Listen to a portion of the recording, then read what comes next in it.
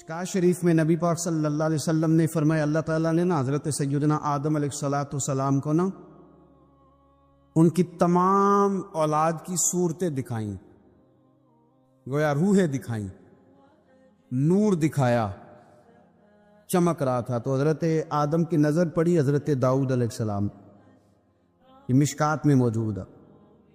تو آپ نے دیکھا بڑے خوبصورت ہیں حضرت داؤد علیہ السلام،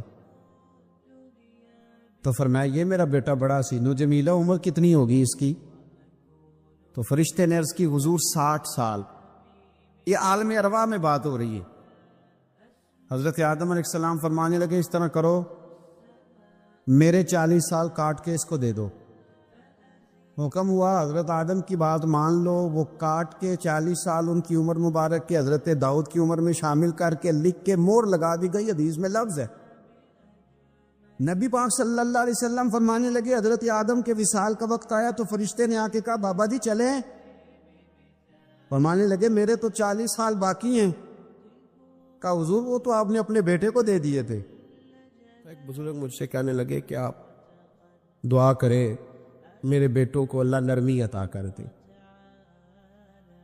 وہ بولتے نہیں ٹھیک، ان کا لب و لہجہ صحیح نہیں ہے۔ تو میں نے ان سے کہا کہ بزرگوں جہاں تک میں جانتا ہوں کوئی ایسی بات ہے تو نہیں۔ تو وہ کہنے لگے کہ جس طرح آپ سمجھتے ہیں نا، ہمارے رشتہ دار بھی اور اہل علاقہ سارے یہی سمجھتے ہیں، پر میں تکلیف میں ہوں، میری بیوی تکلیف میں۔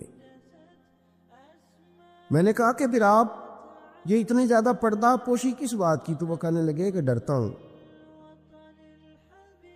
اگر لوگوں کے سامنے ہم بات کرتے ہیں تو لوگ کہتے ہیں کہ تم نے تربیت نہیں صحیح کی، اگر میں بات کرتا ہوں تو لوگ مجھ پہ شک کرتے ہیں، کہتے ہیں تم نے رزق نہیں صحیح کھلایا۔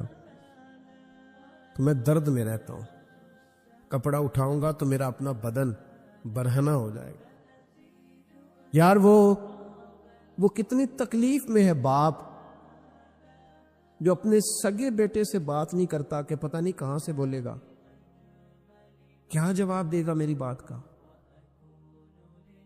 یعنی ڈرتا ہے، سہما ہوا رہتا ہے۔ یہ نوجوان ذرا غور کریں، ان لفظوں کی تکلیف محسوس کریں کہ اماں کہتی ہے کہ بھائی میں نہیں اس سے بات کرتی، اس لیے کہ وہ بڑے سخت جملے کہتا ہے، مجھ سے نہیں سہے جاتے، کوئی اور بات کرے۔ یعنی جس کی ماں بھی اس سے بات کرتے ہوئے ڈرے، جس کا والد بھی اس سے بات کرتے ہوئے سہم جائے، اور وہ بندہ کہے کہ میں نے تو MBA کیا ہوا ہے، میں تو معاشرے میں جانا پہچانا جاتا ہوں، اللہ کا شکر ہے جی اللہ نے بڑی عزت دی ہوئی ہے، وہ یہ لفظ کہے تو اسے شرم آنی چاہیے۔ جس کے استاد بھی اسے کام بتاتے ہوئے ڈرے کہ بدتمیز ہے، نہیں کرے گا کہ نہیں۔ اگلے لفظ اس سے بھی خطرناک ہیں، جس کا مرشد بے جھجک جسے کام ہی نہ بتا سکے اور جس کو کام کہنا ہی چھوڑ دے، جس کے حوالے سے لوگ خاموش ہو جائیں کہ بس مطلب کیا ضرورت ہے، جب اس پہ بات بوجھ بنے گی تو اس شخص کو پھر سوچنا چاہیے نا کہ وہ زندگی کس لیے گزار رہا، اس کا پھر انداز کیا ہے۔ بزرگ جن کی وجہ سے تکلیف میں ہوں، آزمائش میں ہوں، درد میں ہوں، اور یار جو آدمی نیک ہو رب فرماتا ہے اس کا تو میں حیا کرتا ہوں، اللہ کہتا ہے اس کی تو میں قدر کرتا ہوں، میں اس کی۔ دیکھیں نا میرے نبی کریم صلی اللہ علیہ وسلم نے فرمایا جب سفید داڑھی والا شخص قبر میں جاتا ہے، یہ ترمذی کی حدیث ہے، تو رب کریم فرماتا ہے فرشتوں اسے عذاب نہ دینا، مجھے حیا آتی ہے، یہ سفید بال لے کے آ گیا۔ تو جس کی اللہ حیا کرے اس کی میں نہ کروں، اس کی نوجوان نہ کرے، اس کا سیان، جس کی اللہ حیا کرے اس کی ہم حیا ہی نہ کریں، ہمارا لب و لہجہ خطرناک اور خوفناک حد تک چلا جائے، ہمیں ڈھب اور سلیقہ ہی نہ ہو، ہم کہیں او گرم خون ہے جی ذرا احتیاط سے بات کرنا، کیا معنی ہوا اس بات کا؟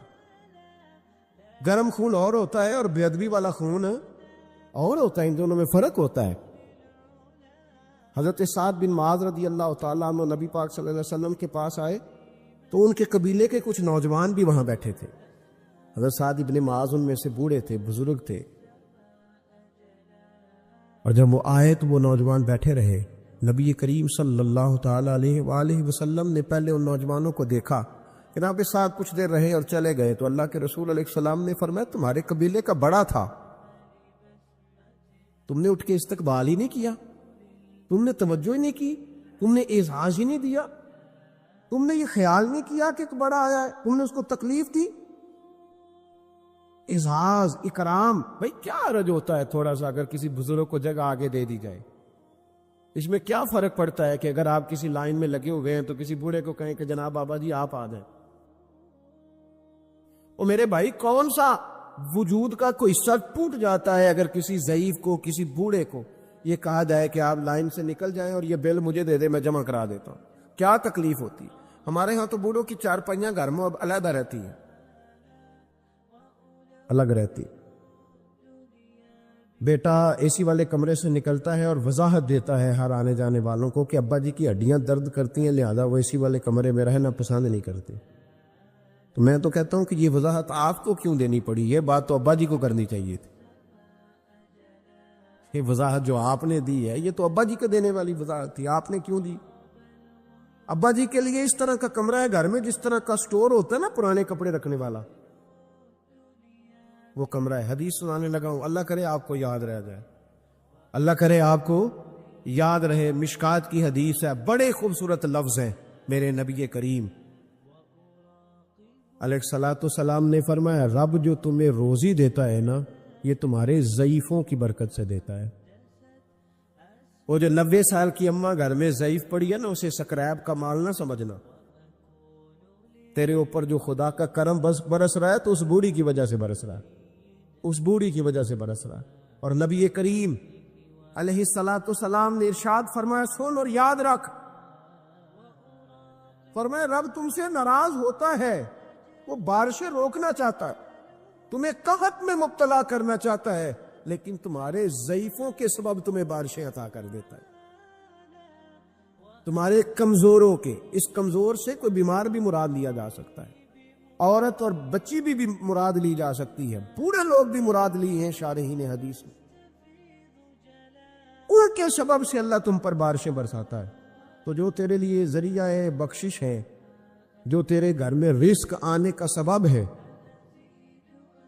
ان کی باتیں تو لگتی ہیں بری، ان کو تو حکا دے کونے میں بٹھا دیا ہے۔ اور اگر کبھی دل کرے تو تعارف کراتے ہیں آنے والے مہمانوں سے کہ یہ ابا جی ہے، اس سے زیادہ کوئی ان کا گھر میں کردار نظر نہیں آتا۔ یہ ظلم ہے، یہ زیادتی ہے۔ بوڑھوں کا اکرام کرنا، ان کو پیار دینا، ان کو اعزاز دینا، ان کو ہمیشہ سربراہ بنا کے رکھنا، ان کے ساتھ اس طرح کا رویہ رکھنا کہ جیسے کسی بڑے شان والے آدمی۔ میں اکثر یہ رونا روتا ہوں، میں کہتا ہوں کہ ابے کی بھی عزت ہو سکتی ہے، بشرط یہ ہے کہ ابا امیر ہونا چاہیے۔ اگر تو ہو نا 6-7 مربع زمین کا مالک تو پھر تو پوتے کیا پڑ پوتے بھی پیر دباتے، لیکن اگر اس بوڑھے بیچارے کو بچوں سے خرچہ لینا پڑے تو پھر اس بیچارے کی کوئی حیثیت ہے؟ ہمارے استاد ایک بات سنایا کرتے تھے، وہ کہتے تھے کہ ایک آدمی نے دعوت پکائی ولیمے کی تو اس نے باہر پہرے دار کھڑے کیے، کہا کوئی غریب آدمی نہ اندر آئے، سارے امیر ہی آئیں۔ اور میرا تجربہ یہ ہے کہ اب غریبوں کو شوق ہو گیا امیروں کو دعوت دینے کا۔ ناراض تو نہیں ہو گئے آپ لوگ؟ یہ میں تجربے کی بات کر رہا ہوں۔ کبھی کسی غریب کے فنکشن میں جانے کا اتفاق ہوتا ہے نا تو مجھے یوں لگتا ہے کہ اس کا دل تھا کہ غریب کوئی بھی نہ آئے، غریب کو دعوت دینا پسند ہے، تو امیر تو پہلے نہیں اسے بلاتا، تو پھر بلائے گا کون؟ اس نے شیخ صاحب نے ولیمہ اپنے بیٹے کا کیا تو باہر جو پہرے دار تھے ان سے کہا کہ کوئی غریب آدمی اندر نہ آئے، امیر بندے صرف۔ اور نبی پاک صلی اللہ علیہ وسلم نے ایسے ولیمے پر لعنت برسائی ہے، فرمایا لعنتیا وہ دعوت جس میں صرف امیر آئیں اور غریب نہ آئیں۔ اس نے کہا بھی صرف نہ امیر لوگ آئیں، تو ایک بندہ تھا بڑا امیر لیکن بیچارہ نہ کہیں کام کاج سے اٹھ کے ہی آ گیا، تو کپڑوں کو اسی طرح مٹی وٹی لگی ہوئی، تو دیر ہو رہی تھی، گھر جاتا چینج کرنے تو لیٹ ہو جاتا، تو ایسے ہی آ گیا۔ جب وہ آیا تو پہرے دار کھڑا تو اس نے کہا دوڑ جا، تیرا کوئی مطلب نہیں ہے یہاں۔ اس نے کہا یار میں سیٹھ آدمی ہوں، بدلا کپڑے نہیں بدلے۔ اس نے کہا سیٹھ ہوتا تو تیرے کپڑوں سے پتہ نہ چلتا۔ میرے بھائی وہ شخص کہتا ہے کہ میں نے کہا مجھے جانے دو اندر، کہنے نہیں تیرے کپڑے نہیں دعوت والے. کہتا ہے میں وہاں سے واپس گیا دوڑا. آپ کو پتا ہے نا کپڑے بھی اب اللہ خیر کرے. ایک سنگی نو میں ایک دن کیا تو کالی اینک لائی سی خیر ہے، کہندا موٹر سائیکل تے کٹا پیندا ہے. کوئی دنوں تو بعد کار وچ بھی لا کے بیٹھا سی. میں کہ ہن کنوں میں کی پوچھاں، ہن تے بہتر ہے اینو چٹی چٹی سوٹی بھی نال دیاں. بھئی کیا اس سے انسان کا قد بڑھتا ہے؟ کوئی ہے بات کرنے والی؟ جہاز میں اس دفعہ میں واپس آ رہا تھا تو جہاز میں ایک نوجوان کالی اینک لگا کے پھر رہا ہے. اب ڈر لگتا ہے نا، آپ کو پتا ہے کسی سے بات کریں گے وہ کیا جواب دے گا. تو کیا ان چیزوں سے قد بڑا ہوتا ہے آدمی کا کہ وہ تھوڑا سا جناب مطلب باہر آئے. مجھے تو کمزور لگتے ہیں ایسے لوگ. اپنے لب و لہجے میں، اپنے انداز میں، اپنی طبیعت کے حساب سے، اپنے اسٹائل میں آپ زندہ رہیں. یہ سچ ہے اور یہ اصل ہے. یہ سچ ہے اور یہ اپنی زندگی اپنے اسٹیٹس کے مطابق، طبیعت کے مطابق گزارنا، یہی سچ ہے اور یہی اصل ہے. اسی میں انسان کا حسن ہے، اسی میں اس کا وقار ہے. اللہ تعالیٰ سمجھنے کی توفیق عطا فرمائے. تو وہ بندہ واپس گیا بیچارہ، کپڑے بدل کے آیا. اس نے بھی کہا کہ جانا میں نے بھی ضرور ہے، پر تنگ بڑا آیا. گھر گیا، مایا شایا والے کپڑے پہنے، سمجھ لے کالی اینک بھی لگائی نہیں. آیا تیار شیار ہو کے، کوٹ شوٹ پہن کے، ٹائی شائی کے ساتھ. جب واپس آیا تو وہ جو جس نے کہا تھا نا داخل نہیں ہونے دینا، اس نے خود دروازہ کھولا. وہ بندہ سیدھا اسٹیج پہ چلا گیا اور لوگ کھا رہے تھے پلیٹوں میں سالن. اس نے پورا ڈونگا ہی لے لیا اور وہ لے کے نا سامنے رکھا اور ایک کونے سے اپنا کرتا پکڑ کے اس میں ڈبویا، پھر دوسرے سے پکڑ کے اس میں ڈبویا، پھر پیچھے سے پکڑ کے. لوگ کہنے لگے پاگل ہو گیا. کہنے لگا نہیں، میری تو دعوت نہیں، دعوت تو کپڑوں کی ہے. میری کہاں دعوت ہے؟ اس لیے کہ میں تو آیا تھا، مجھے تو داخل ہی نہیں ہونے دیا. یہ تو دعوت ہے میرے. کوئی نہیں سمجھ آئی آپ کو میری بات؟ بھئی وہ بھی کوئی انسان ہے جو کسی کو صرف کپڑوں کا حیا کرے. ٹھیک ہے، انسان کا لباس اس کی شخصیت کا آئینہ دار ہوتا ہے، کپڑے اچھے پہننے چاہیے. نبی پاک صلی اللہ علیہ وسلم نے فرمایا تیرے پاس اگر نعمت ہے تو چھپا نہ، اس کا اثر تیرے اوپر نظر ہے. لیکن آپ کسی کو کپڑوں سے جج کریں گے، گاڑی سے جج کریں گے، یہ معیار نہیں ہے. والد کو، استاد کو، مرشد کو کیا اس لیے جج کیا جائے گا کہ اب وہ مالدار ہوگا تو حیا کریں گے؟ اور بھائی ماں اگر کسی کھیت میں بیٹھ کے اپلے بھی تھاپ رہی ہو نا، اور وقت کا شیخ الحدیث کسی بہت بڑی مسجد میں بیٹھ کے حدیث بھی پڑھا رہا ہو، اماں وہاں اپلے تھاپ رہی ہے، تو اس محدث وقت کی بھی جنت اسی ماں کے قدموں کے نیچے، وہیں سے اسے جنت ملے گی. یہ نہیں ہو سکتا کہ وہ کہے جنت کہیں اور سے مل جائے گی. بے شک وہ بیچاری اپلے تھاپ رہی ہے، گوبر کے ساتھ کام کر رہی ہے. میری بات کی سمجھ آ رہی ہے؟ بزرگوں کا اکرام کریں، احترام کریں، ان کو ادب دینا سیکھیں، ان کے ساتھ لحاظ والا رویہ اختیار کریں. نبی کریم علیہ السلام کے صحابی حضرت ابو ہریرہ رضی اللہ تعالیٰ عنہ فرماتے ہیں کہ حضور سید عالم علیہ الصلوۃ والسلام کے پاس میں بیٹھا تھا تو چند نوجوان حضور کے پاس بیٹھے تھے. جہاں ہم بیٹھے تھے وہاں جگہ کچھ تنگ تھی. ایک بزرگ آ گئے سفید داڑھی والے، انہوں نے سلام لی. نبی پاک نے ایک سلام کا جواب دیا تو حضور نے نوجوانوں پہ 2-3 دفعہ نظر ڈالی. وہ بیٹھے رہے، ان کو جگہ نہیں دی، تھوڑے سمٹے نہیں. تو کہتے ہیں رسول پاک علیہ الصلوۃ والسلام نے بات کی تو میں کانپنے لگا. اللہ کے حبیب نے فرمایا من لم یرحم صغیرنا ولم یؤکر کبیرنا فلیس منا. فرمایا جس کو چھوٹے پہ شفقت نہیں کرنی آتی اور جس کو بڑے کی عزت نہیں کرنی آتی، اس کا تو ہم سے تعلق ہی کوئی نہیں. فلیس منا، وہ ہم میں سے. فرمایا وہ آئے، تم نے جگہ ہی نہیں دی. یہ سفید داڑھی والے شخص کا اکرام نہیں کیا، اس کو تم نے جگہ ہی نہیں دی. اور ہم لوگ یہ سمجھتے ہیں، یہ نوجوان یہ سمجھتے ہیں کہ ہم نے کون سا بوڑھے ہونا ہے، ہم نے کون سا بوڑھے ہونا، ہم نے تو سدا جوان ہی رہنا. ایک کلرک نے نا ایک دفعہ کسی بہت بڑے رائٹر کو کہہ کہ اپنے نام سمیت، اس نے کہا تھا میرا نام، ایڈریس، فون نمبر سمیت یہ بات اپنے کالم میں درج کر دو. اس نے کہا کہ میں کلرک تھا، تنخواہیں وغیرہ دیتا تھا کسی بینک میں یا کسی ایسے ادارے میں ملازم تھا جہاں میں وہ چیزیں دیا کر. تو کہتے ہیں کہ میں وہاں یہ کام کرتا تھا تو بوڑھے لوگ، آپ کو پتہ ہے ضعیف لوگ آتے ہیں بیچارے پینشن لینے، کسی بچے کی منت کرتے ہیں، وہ لے کے جاتا ہے، بابا جی کو یہ بھی نہیں پتا انگوٹھا کہاں لگانا ہے، فارم کیسے فل کرنا ہے۔ تو یہ سرکاری عہدوں پہ بیٹھے لوگ معاذ اللہ تنگ ہوتے ہیں اور کئی دفعہ غلط جملے استعمال کرتے ہیں۔ تو کہا کرتا تھا کہ میں بڑا سخت رویہ رکھتا تھا، اب میری بھی پینشن ہو گئی ہے، اور اب جب میں خود لینے جاتا ہوں نا، کہتے جتنے دھکے میں یہ تھے اس سے 11 گنا کھا چکا ہوں، پر معافی کوئی نہیں مل رہی۔ تو لوگوں کو یہ میرا نام لے کے ایڈریس سمیت بتا دے کہ اگر اپنا بڑھاپا سیو کرنا چاہتے ہیں تو اپنی جوانی محتاط کریں،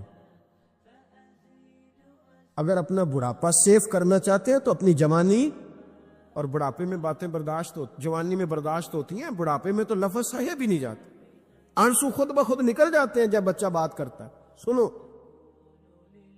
یہ نوجوان یہ حدیث یاد کر لیں، یہ طبرانی میں موجود ہے، میرے نبی کریم علیہ الصلوۃ والسلام نے فرمایا، یہ حدیث یاد کر لینی ہے، پڑھیے درود صلی اللہ ہو،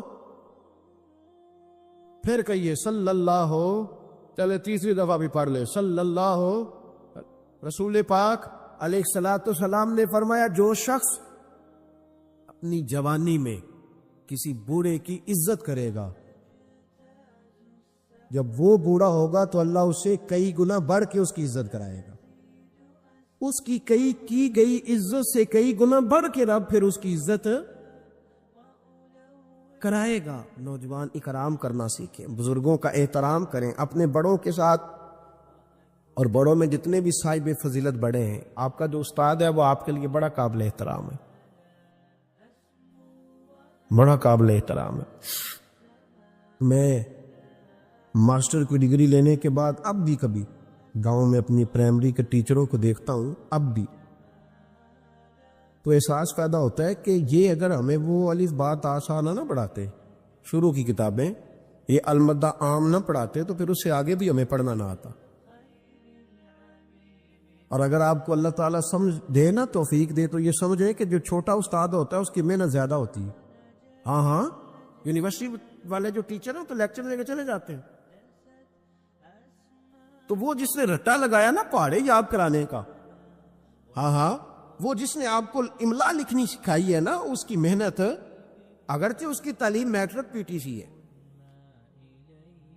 اگرچہ اب آپ اس سے کئی گنا زیادہ تعلیم حاصل کر گئے، لیکن اصل مشقت اس قاری صاحب کی ہے، جس قاری نے آپ کو قاعدہ پڑھایا ہے، جس نے تلفظ ٹھیک کرایا ہے۔ ابتدائی کتابوں کے اساتذہ کی مشقت زیادہ ہوتی ہے، بڑے لوگ کو لیکچر دے کے چلے جاتے ہیں۔ تو بھائی ادب کرنا سیکھیں۔ میرے رسول پاک صلی اللہ علیہ وسلم نے ارشاد فرمایا، حضور فرمانے لگے، ایک تیرا باپ وہ ہے جس کی صلب سے تو پیدا ہوا، اور ایک تیرا باپ وہ ہے جس نے اپنی بیٹی دے کے تجھے بیٹا بنایا، اور فرمایا ایک تیرا باپ وہ ہے جس نے تجھے تعلیم دی۔ وہ تیرا باپ ہے، اس کا اکرام کر، اس کا ادب۔ اور حضرت مولا علی شیر خدا نے تو شیروں جیسی بات ہی کر رہی، بڑے لوگ بڑی بڑی باتیں، اتنی بڑی بات اس موضوع پر میں نے تلاش کیا ہے، میں نے بڑے لوگوں کو پڑھا ہے اس عنوان پر، لیکن اتنی بڑی بات کہیں نہیں ملی۔ حضرت علی المرتضیٰ رضی اللہ تعالیٰ عنہ فرمانے لگے، جس نے مجھے ایک حرف سکھایا ہے وہ میرا استاد ہے، اگر وہ چاہے تو مدینے کے چوک میں کھڑا کر کے مجھے بیچ دے، میں اس کے ہاتھوں بکنے کو بھی تیار ہوں۔ وہ جس نے مجھے ایک حرف، اساتذہ کا احترام نہیں، اساتذہ پریشان، استاد تو بیچارہ روز کٹہرے میں کھڑا ہے، روز کٹہرے، روز لوگ اس کو کہتے ہیں کہ جناب آپ نے یہ بات کیسے کر دی، آپ کی جرت کیسے ہوئی۔ اور جو لوگ، جن لوگوں کا یہ تصور بن گیا تھا نا کہ رب کے سامنے کھڑے ہونا ہے، منہ دکھانا ہے مالک کو، جن کا یہ تصور بن گیا تھا، بچ گئے تھے۔ ہم دنیا میں جینے کے لیے سارا کچھ کرتے ہیں، رب رسول کو منہ دکھانے کے لیے نہیں کرتے۔ جن کا یہ تصور بن جاتا ہے نا، تو رب کہتا ہے وَلِمَنْ خَافَ مَقَامَ رَبِّهِ جَنَّتَانِ،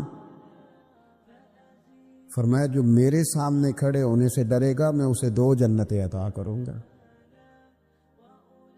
وہ سمجھ جائے، اس کے لیے 2 جنتیں ہو جائیں گی۔ بڑا روتے ہیں لوگ، میں نے روتے دیکھے ہیں، دولت کے لیے، دنیا کے لیے، دوستوں کی بے وفائی پر، اپنے بچوں کی نافرمانی پر، پیسے نہیں ہیں تو رو پڑے، فلانے نے مجھے تنگ کیا تو رو پڑے۔ لوگوں کے لیے روتے ہیں، انسانوں کے لیے روتے ہیں، رب کے لیے رو کے دیکھ۔ اور نبی اکرم صلی اللہ تعالی علیہ وسلم نے فرمایا اگر تم اپنے رب کو کما حقہ پہچان کر دعا مانگو گے نا تو تمہاری دعاؤں سے پہاڑ بھی ہل جایا کریں گے۔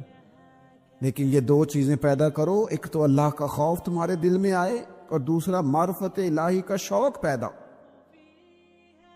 اگر طبیعت کے اندر یہ چیزیں پیدا ہو جائیں، خوف خدا نصیب ہو جائے اور صحیح معنوں میں نصیب ہو۔ آج کل بڑا لوگ کہتے ہیں اللہ سے ڈر، پر دوسروں کو جب مال خرید رہے ہوتے ہیں پھر کہتے ہیں اللہ کا خوف کر، اور جب بیچ رہے ہوتے ہیں تو، جب کسی کو پیغام دین دے رہے ہوتے ہیں تو کہتے ہیں اللہ کا خوف کر، اور جب تیرے تک بات پہنچتی ہے تو پھر معاملہ ختم ہو گیا۔ میں ذمہ داری سے کہتا ہوں یہ جو کچھ ہمارے ہاں ہوتا ہے نا، عوام سے ڈر کے، عالمی میڈیا سے ڈر کے، قوم سے ڈر کے، اس سے آدھے کام بھی اگر رب سے ڈر کے کریں تو قوم کا بھی بھلا ہو جائے گا، لوگوں کا بھی نفع ہو جائے گا۔ اگر آدھا کام بھی ڈر کے کیا جائے، کچھ تھوڑا سا اپنے دل میں خشیت، اللہ کا خوف۔ حضور فرمانے لگے جتنا مکھی اور مچھر کا پر ہوتا ہے نا، اگر اتنے آنسو رب کے خوف سے تیری آنکھ سے نکل گئے تو حضور فرماتے ہیں جس طرح بھینس کے تھنوں سے نکلا ہوا دودھ دوبارہ تھنوں میں نہیں نہ جاتا، اگر کوئی اتنا بھی رو پڑا جتنا مکھی اور مچھر کا پر ہوتا ہے تو اس بندے کو اللہ دوزخ میں داخل نہیں کرے گا۔ شرط کیا ہے؟ اللہ کے خوف سے، رب کے خالصتاً اللہ کے خوف سے۔ اور تھا لوگوں کو اللہ کا خوف، رب کے سامنے کھڑا ہونا تو ڈرتے تھے۔ حضرت عمر کا جب آخری وقت آیا تھا تو اپنے بیٹے سے کہا تھا مجھے اٹھا کے زمین پہ رکھ دو، میں اپنی پیشانی زمین پہ رکھ کے اپنے رب سے معافی مانگ۔ حضرت عثمان غنی جیسے لوگ جب قبر کو دیکھ لیتے تھے تو پھر تڑپ کے ان کی ساری داڑھی آنسوؤں سے بھر جاتی۔ حضرت مولا علی شیر خدا رضی اللہ تعالیٰ عنہ نماز کی نیت باندھنے لگتے تو وجود کانپتا، راشا طاری ہو جاتا۔ علی آپ تو شیر ہیں میدانوں کے، ہزاروں لاکھوں تلواروں کے بیچ کبھی نہیں لڑکھڑائے، لیکن یہاں رب کی بارگاہ میں آتے کانپ کیوں گئے؟ تو فرمانے لگے تمہیں پتہ نہیں کس کی بارگاہ میں حاضر ہونے لگا ہوں؟ اس سے ڈر آتا ہے، مالک کے حضور آ گیا، ڈر آتا، ڈرتے تھے۔ میرے نبی پاک علیہ السلام نے فرمایا اللہ کا خوف یہ دانائی ہے، یہ حکمت ہے۔ اور صحیح بخاری میں لفظ ہیں، نبی پاک صلی اللہ تعالی علیہ وسلم نے فرمایا ایک شخص تھا، بخاری مسلم میں موجود ہے، ایک بندہ تھا، اسے نہ بڑا ڈر آتا تھا کہ رب جب سوال پوچھے گا تو میں نے کیا جواب دینے ہیں۔ اور ہمیں ہمارے نبی پاک علیہ السلام نے فرمایا بھی ہے، حضور نے فرمایا رب تم سے نہ 5 سوال پوچھے گا قیامت کے دن اپنے سامنے کھڑا کر کے۔ ساری تیاری لائق بچے بھی جب کر لیتے ہیں نا پیپر دینے کی، ذہین بچے ساری تیاری کر کے نا تو کمرہ امتحان میں جاتے ہوئے پھر بھی ڈرتے ہیں اور کہتے ہیں حضرت صاحب دعا کرنا میرا پیپر ہے۔ بچہ لائق بھی ہے، محنتی بھی ہے، تیاری بھی، لیکن ڈر آتا ہے۔ ڈر آتا تھا جب پیپر سٹارٹ ہوتے تھے نا تو کئی قسم کی ایکٹیویٹیز چھوڑ دی جاتی تھی، کھیل چھوڑ دیے جاتے تھے۔ میں نے دیکھا ہے بچے نمازیں شروع کر دیتے تھے، ڈر آتا ہے کہیں پیپر میں کمی نہ کوئی رہ جائے۔ دنیا کے پیپر کے بارے میں یہ معاملہ ہے، اور جب صبح قیامت سوال جواب کیے جائے حضور فرماتے ہیں 5 سوال رب پوچھے گا تم سے قیامت میں۔ سب سے پہلی بات، میں نے تمہیں عمر دی تھی، کہاں گزاری تم نے؟ ضائع کر دیا ٹائم سارا، ادھر ادھر بھاگتے آتے جاتے مال کماتے۔ اور پھر عمر میں ایک بہترین حصہ جوانی ہے۔ حضور فرماتے ایک سوال یہ ہوگا، دوسرا جوانی کہاں گزاری؟ اور تیسرا سوال پوچھا جائے گا، بتاؤ مال کہاں سے کمایا، ذرائع کیا تھے، جائز طریقہ اختیار کیا کہ ناجائز؟ اور چوتھا سوال یہ ہوگا، یہ بتاؤ تم نے خرچ کہاں کیا؟ اللہ نے اپنے فضل سے دیے تھے پیسے، تم نے ناجائز جگہ پہ تو نہیں لگا دیے؟ اور پانچواں سوال یہ ہوگا کہ جو تمہیں پتہ تھا، جو تم جانتے تھے، جس کا تمہیں علم تھا، جس کا تمہیں شعور تھا، بتاؤ تم نے اپنے علم پر عمل کتنا کیا؟ میرے عزیز، یہ 5 سوال نبی پاک علیہ السلام فرماتے ہیں۔ ایک بندہ تھا جو بڑا ڈرتا تھا رب کی بارگاہ میں کھڑا ہونے سے، اتنا ڈرتا تھا کہ خوف طاری ہو گیا، اس پر خشیت پیدا ہو گئی۔ اس نے اپنے بچوں سے کہا جب میں مر جاؤں نا، یہ صحیح حدیث میں موجود ہے، جب میں مر جاؤں نا تو مجھے جلا دینا، اور پھر اگر میرے وجود کا کچھ حصہ بچ جائے تو اسے پیس دینا، پھر اسے ہوا میں اڑا دینا، مجھے ختم کر دینا۔ میں اپنے رب کی بارگاہ میں کھڑا ہو کے سوالوں کا جواب نہیں دے سکتا۔ پتا تے سارا ہے نا سردار نو کیتیاں دا، من دانم کے من دانم، جو اعمال کیے ہیں اس کی خبر تو ہے نا، باقیوں کو شک ہے کہ اس میں گناہ کیا ہوگا، پر ہمیں اپنا تو پاک ہے نا، پتا تو سارا ہے نا۔ کہا میں نہیں کھڑا ہو سکتا اس کے حضور، مجھے جلا دینا، میری راکھ بھی بہا دینا، اڑا دینا ہواؤں میں۔ نبی پاک علیہ الصلوۃ والسلام فرماتے بندہ تھا سچا، یہ کام اس نے کیا اللہ سے ڈر کے۔ کریم محبوب علیہ السلام فرمانے لگے اللہ تعالیٰ نہ قیامت کے دن ذرات کو حکم دے گا کہ اس کے وجود کے ذرے جمع کرو، اس کا وجود جمع کیا جائے گا۔ جس رب نے پہلے بنایا ہے وہ دوبارہ بنانے پر بھی قادر ہے۔ اس کے ذرات کو جمع کر کے گوشت پوشت دے کے وجود دے کے کھڑا کر کے اللہ پوچھے گا بتا یہ کام کرنے کا تجھے کس نے کہا؟ عرض کرے گا مالک میں ڈر گیا تھا نا، تیری بارگاہ میں کھڑا ہوں، سوالوں کے جواب دوں، یہ کام مشکل تھا، میں ڈر گیا۔ تو نبی پاک صلی اللہ تعالی علیہ وسلم فرمانے لگے، رب فرمائے گا فرشتو یہ میرا بندہ نہ سچ کہتا ہے، یہ واقعی مجھ سے ڈر گیا تھا، گواہ ہو جاؤ میں نے اس کے لیے جنت کا فیصلہ کر دیا۔ میرے دوستو اپنے دل کو خشیت والا کریں۔ دل نہ سخت ہو گئے ہمارے، کیسے نرم ہوں گے؟ قرآن پاک پڑھنے سے۔ دل کیسے نرم ہوں گے؟ اللہ کا ذکر کرنے سے۔ دل کیسے نرم ہوں گے؟ قبرستان جانے سے، اپنوں کی قبریں دیکھنے سے۔ دل کیسے نرم ہوں گے؟ کبھی ہسپتال کا چکر لگا کے آؤ، دیکھو طبیعت کیسے نرم ہوتی۔ دل کیسے نرم ہوگا؟ کسی کے دکھ کو دکھ سمجھنے سے۔ دل کیسے نرم ہوگا؟ اللہ کی مخلوق سے محبت کرنے سے۔ دل کیسے نرم ہوگا؟ تنہائی میں رب کی بارگاہ میں رونے سے۔ دل کیسے نرم ہوگا؟ خالص اللہ کی رضا سے کسی کی خدمت کرنے سے۔ دل کیسے نرم ہوگا؟ یتیم کے سر پہ ہاتھ پھیرنے سے۔ دل کیسے نرم ہوگا؟ جب ہم اپنے مالک کی بارگاہ میں بیٹھ کے لمبی دعائیں مانگیں گے۔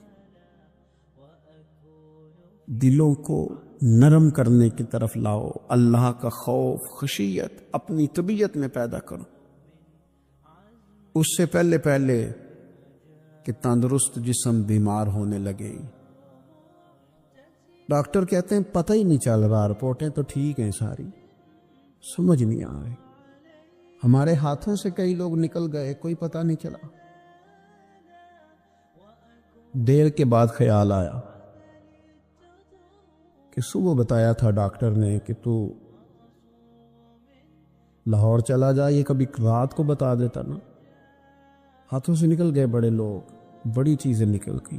ہماری تیاری ہے سب کی، وہاں جانے سے کسی کو مفر نہیں اور کسی کو مکر نہیں. جانا ہے اپنی زندگی کے اندر خشیت الہی. کچھ کام فقط اس لیے چھوڑ دے، کوئی ہمیں روکنے والا نہیں، ٹوکنے والا نہیں، منع کرنے والا نہیں، دیکھنے والا نہیں، اس لیے چھوڑ دو کہ میرا رب نہ ناراض ہو جائے. کسی کی ہمیں مجبوری نہیں، کسی کی ہمیں پابندی نہیں، کوئی کسی کی طاقت نہیں ہمیں کہہ سکے، لیکن کچھ کام فقط اس لیے شروع کر دو کہ میرا اللہ راضی ہو جائے. ہمارے صوفیاء فرماتے ہیں کہ کسی بندے کے دل میں نا، وہ کہتے ہیں نا لوگ کہ بریک ٹھیک کر لو تو پھر گاڑی روڈ پہ چڑھا لو پھر خیر ہے. جہاں بھی موقع آئے گا اس کی بریک لگے گی. پھر لوگوں نے ایک اور آسانی کی ہے، میں نے دیکھا ہے کچھ ایسی گاڑیاں آئی ہیں جن کی بریک نہیں لگانی پڑتی. انہوں نے ایسا اس میں سسٹم فٹ کر دیا ہے کہ گاڑی کے سامنے کوئی چیز آتی ہے تو اس کی بریک خود بخود لگ جاتی ہے. وہ کہتے ہیں بغیر بریک کے گاڑی روڈ پر چڑھانی نہیں، بریکیں ٹھیک کرو پھر چڑھا لو. صوفیاء فرماتے ہیں کہ تم اگر چاہتے ہو نا کہ انسان جرم نہ کرے، خطا نہ کرے، لوگوں کو تنگ نہ کرے، تو اسے سوسائٹی کے اندر بھیجنے سے پہلے اس کے دل میں اللہ کا خوف پیدا کر دو. اگر اس کے دل میں تم خدا کا خوف پیدا کر دو گے، پھر تم اسے جہاں بھی چھوڑ دو گے وہ کوئی نقصان نہیں کرے گا. لیکن اگر خوف خدا نہیں نہ ہوگا، اگر اللہ کا ڈر نہیں ہوگا، پھر وہ لوگ دیکھتے ہیں کہ لوگوں کو کیسے مطمئن کیا جائے، لوگوں کی آنکھوں میں دھول کیسے جھونکی جائے. وقتی طور پر ایسے پروگرام بنا لیے جائیں جن سے لوگ مطمئن ہو جائیں، تھوڑا سا لوگوں کو موٹیویٹ کر دیا، کوئی تھوڑا سا بتا دیا، کوئی تھوڑا ریلیف دے دیا، کچھ تھوڑی سی ایسی کہانی بنا دی جس سے ووٹر مطمئن ہو جائیں. لیکن فی نفس سے ہی بندہ نیک کب ہوتا ہے؟ میرا رب فرماتا ہے ان الذین یخشون ربہم بالغیب، وہ لوگ جو اپنے رب سے ڈرتے ہیں پر بن دیکھے ہی ڈرتے ہیں. ان الذین یخشون ربہم بالغیب لہم مغفرۃ واجر کبیر. قربان جائیں.